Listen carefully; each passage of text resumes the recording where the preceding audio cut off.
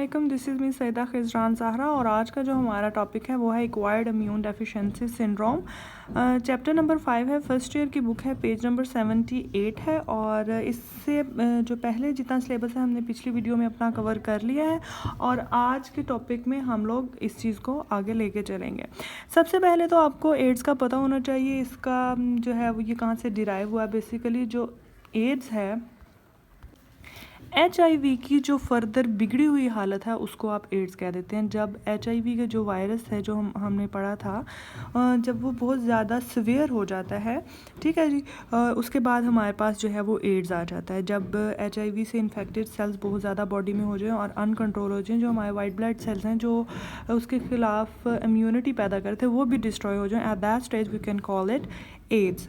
ठीक है जी, एड्स को हम बड़ी जल्दी इसको कवर अप करेंगे इस टॉपिक को। आपके नेक्स्ट बिल्कुल ही पेज के ऊपर जो है कुछ इस तरह की डायग्राम बनी हुई है जो बिल्कुल बच्चे समझने से कासिर हैं। आई विल मेक श्योर कि बच्चों को इस चीज़ की समझ आ जाए। तो इसको समझने के लिए हम लोगों ने क्या करना है जी, सबसे पहले हमने 3D इफेक्ट्स के थ्रू पूरी एक वीडियो देखेंगे ताकि हमें HIV का जो या एड्स का प्रोसेस है वो समझ आ जाए बेसिकली ये होता कैसे है।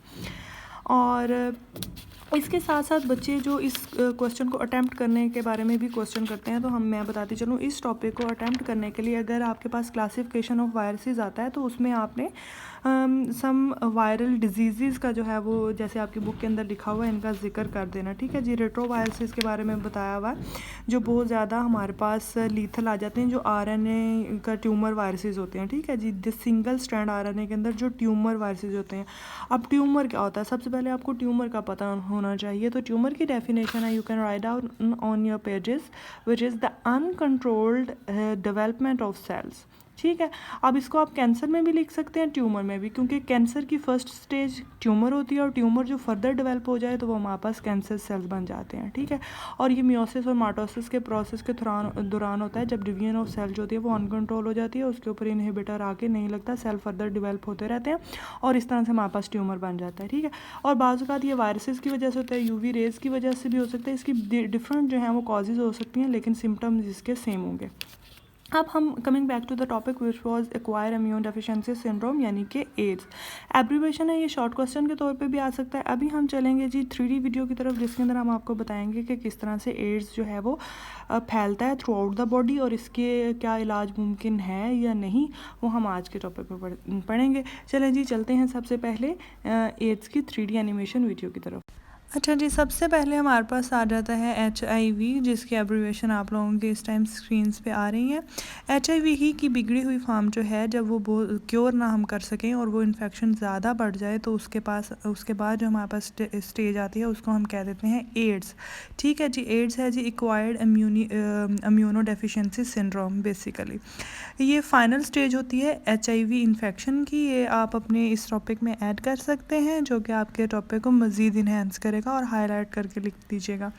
बेसिकली इस जो है बीमारी के अंदर क्या होता है कि ऑलरेडी जो डिजीज़ जो हैं आपकी बॉडी के अंदर होती हैं और जो आपके वाइट ब्लड सेल्स होते हैं, अल्लाह ताला ने एक आर्मी के तौर पे आपकी बॉडी में छोड़े होते हैं जो बाहर से आने वाले वायरसेस और बैक्टीरियाज को किल करते हैं। ठीक है, तो जब HIV या इस तरह इससे रेलेवेंट जो भी पार्ट आपकी बॉडी के अंदर आता है वो T लिम्फोसाइट को जो है ख़त्म करने की कोशिश करता है, क्योंकि जो T लिम्फोसाइट हैं ये बेसिकली, ये देखें जैसे आपकी स्क्रीन पे निकल रहा है, ये मैसेजेस भेजते हैं बाकी बॉडी को भी यहाँ पे ख़तरा है और यहाँ पे सारे जो हैं वाइट ब्लड सेल जमा हो जाएं। बेसिकली ये जो ब्लू डॉट्स आपको ना छोटे छोटे ये जो रोशनी से निकल रही है, ये एक मैसेज है बाकी सेल को, जो फिर उन बैक्टीरियाज़ को देखें, बैक्टीरियाज उन रोशनी से वाइट ब्लड सेल आने के बाद किस तरह से ख़त्म हो जाते हैं।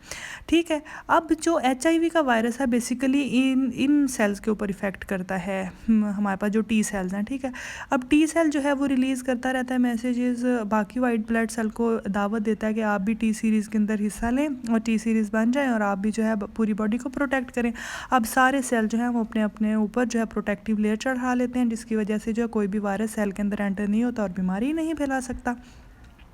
अब एचआईवी का जो है बेसिकली वो किस तरह से एंटर होता है किसी भी सेल के अंदर और किस तरह से डिमोलिश करता है आपके पूरे सेल को, वो इस वीडियो के अंदर देखेंगे। आप देखते हैं, आपको पता है हमारी बॉडी में वाइट ब्लड सेल हैं मौजूद हैं और ये रेड ब्लड सेल मौजूद हैं। अब जो हमारे पास वायरसेस वाले सेल हैं ये through out the body move करते हैं, बिल्कुल वहाँ वहाँ मौजूद होते हैं जहाँ जहाँ वाइट ब्लड सेल आपके जाते हैं। अब देखें, वाइट ब्लड सेल के अंदर जब कोई वायरस एंटर हो जाता है तो ये अपनी डिवीजन स्टार्ट करता है, मतलब ये डुप्लीकेशन स्टार्ट करता है। इस तरह से ये इम्बेडेड होता है, घुस जाता है और अपने आप को मल्टीप्लाई करता है। मल्टीप्लाई करने के बाद ये दोबारा से खून का हिस्सा इस तरह से देखें, जैसे देखें सेल के अंदर क्या मल्टीप्लाई होकर वापस आया, ये हम एचआईवी के पढ़ रहे हैं।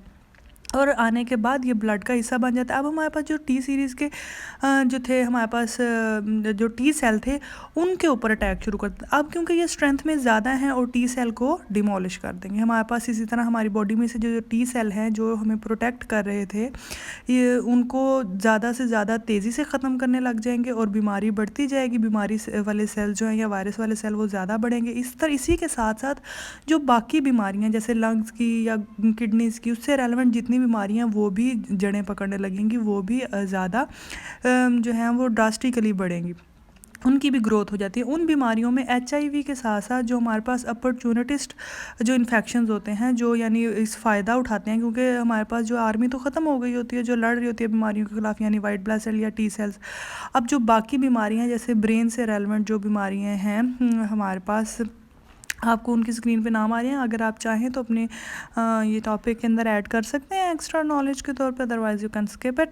और जैसे हमारे लंग से रेलेवेंट नमूनिया है या जो हमारे पास ट्यूबरक्लोसिस है, ये सारी इसके अंदर जो हैं ये भी तेज़ हो जाती हैं, ये भी इफ़ेक्ट करना शुरू कर देती हैं। क्यों? क्योंकि हमारे अंदर इम्यून सिस्टम काफ़ी ज़्यादा कमज़ोर हो चुका हुआ होता है, हमारे वाइट ब्लड काफ़ी हद तक ख़त्म हो चुके होते हैं। जब वाइट ब्लड सेल्स जो हैं जिस तरह हमारी बॉडी के अंदर ख़त्म होते हैं, जो बाकी बीमारियाँ वो भी अपना अटैक बढ़ा देती हैं और जो है वो जो इंसान है, ये जो भी बॉडी है जो उस बीमारी से सफ़र कर रहे हैं, वो फिर जो है सीवियर केसेस हो जाते हैं और एड्स बन जाता है। अब जो पढ़ने हैं वो हमने इसके सिम्टम्स पढ़ने हैं, ये कॉजेज़ पढ़ने हैं कि ये होता क्यों है। सबसे पहले ये जो है अनप्रोप्रिएटेड सेक्स की वजह से होता है। उसके अलावा ये शेयर ड्यूरिंग इंजेक्शन नीडल जो होती है उसकी वजह से हो सकता है। चाइल्ड बर्थ के दौरान जो जितने भी जो हैं वो सैनिटाइज गैजेट्स यूज़ होते हैं। उसके अलावा जो है इसकी क्योंकि दवाई तो बनी नहीं है आज तक, तो इसको क्योर करने का जो तरीका वो यही है कि कुछ मेडिसिन है जो इसकी ग्रोथ रोक देती हैं, and that's it. Hope so you like this video. Like कीजिए, सब्सक्राइब कीजिए। Thank you very much.